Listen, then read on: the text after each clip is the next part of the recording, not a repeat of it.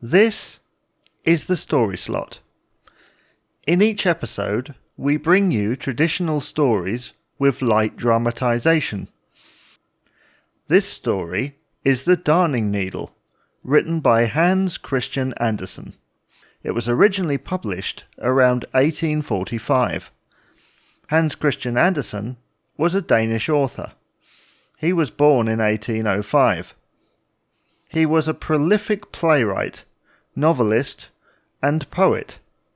Despite this, he is best known for his many fairy tales.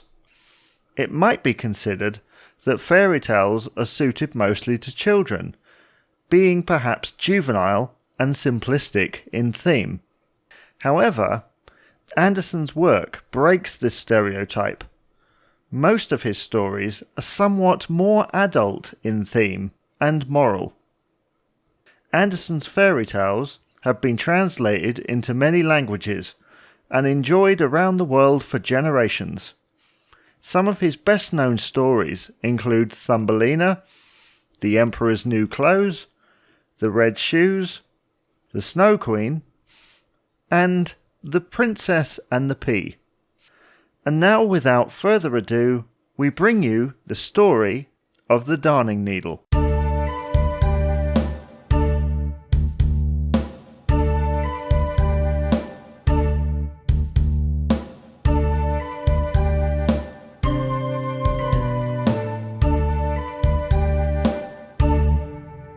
There was once a darning needle who thought so well of herself that she thought she would be good for fine, fancy embroidery. "Hold me tight," she would say to the fingers as they held her. "Please don't let me fall. If you do, I shall never be found again, for I am so very fine." "That is your opinion, is it?" said the fingers as they held her body tightly. But suddenly the fingers placed the needle's point against the cook's slipper. It was broken and needed to be repaired. "Oh, what coarse work!" cried the darning needle. "I shall never get through. I shall break." And, sure enough, she broke. "Did I not say so? I know I am too fine for work like that." "This needle is quite useless for sewing now," said the fingers. But they still held her tightly. The cook dropped some sealing wax onto Needle's body. She then fastened her handkerchief with Needle's mended body. "Oh, so now I am like a brooch. I knew I would come to honour some day." And she laughed quietly to herself, because of course nobody ever saw a darning needle laugh. And there she sat, as proudly as if she were in a state coach, and looked all around her. "May I be allowed to ask if you are made of gold?" she asked of her neighbour, a pin. "You have a very nice appearance, and a curious head, although you are rather small. You must try to grow some more. After all, it is not everyone who has sealing wax dropped upon her." But as she spoke, Needle drew herself up so proudly that she fell out of the handkerchief right into the sink where Cook was standing. "Now I am going on a journey," said the needle, for she was floating away with the dirty water. "I do hope I shall not be lost." But sadly, Needle got lost in the drain.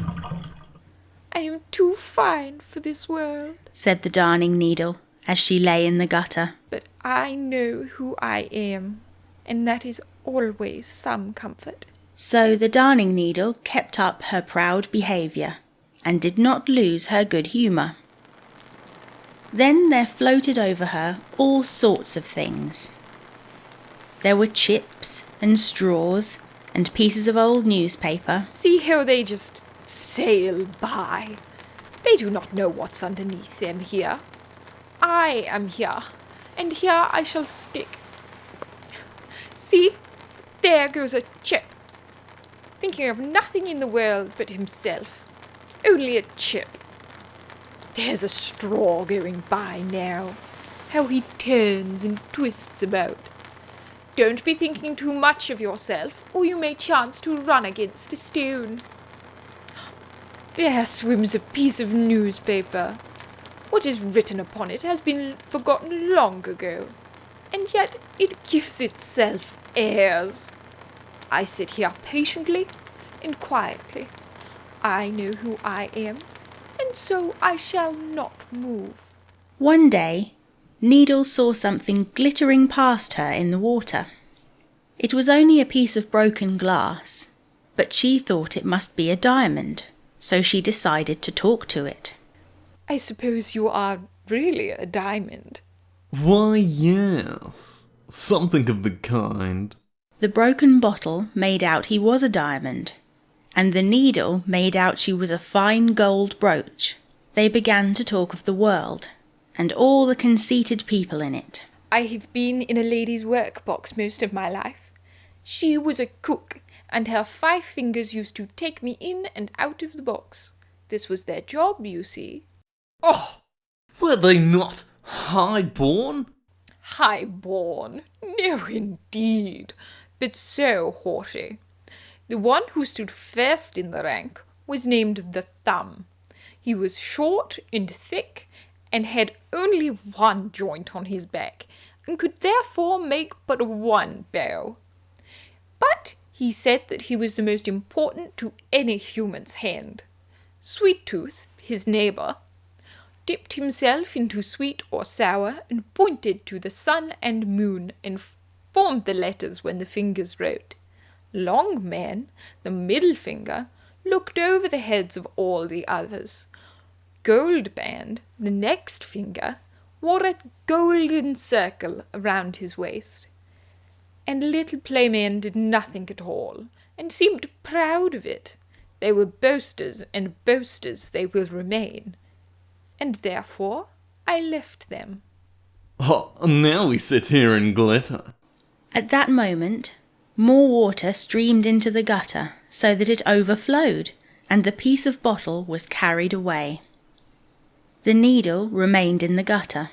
Here she was stuck, yet she could not stop thinking so highly of herself. One day, 2 boys came along, playing in the gutter. Needle was black with dirt by now, but since black can make one look slender, she thought even better of herself. The boys found an old eggshell and stuck her into it, so that she sailed along with the shell like a little boat. "Ooh, I am seasick. I shall surely break." But she did not break. She realized that her stomach was made of steel. "Ooh, I am not seasick. Delicate people can bear a great deal." And as the eggshell and the needle sped along in the water, she became frightened again, for eggshells are delicate things. They must crash any moment. Oh dear, I shall break." And, surely enough, the eggshell and the needle crashed, and the eggshell shattered into tiny pieces. But the needle lay shaken but unhurt on the pavement. "I am unbroken. I have survived being broken, mended, cast aside in this most perilous journey. Delicate people like me can bear a great deal." You've just heard the story of The Darning Needle. It was adapted and narrated by Jane Grandle. The Darning Needle was played by Briar Zachary, The Fingers by J.D. Kelly, and The Bottle was played by Kyle Jensen. You've been listening to The Story Slot from J. Dyer Productions.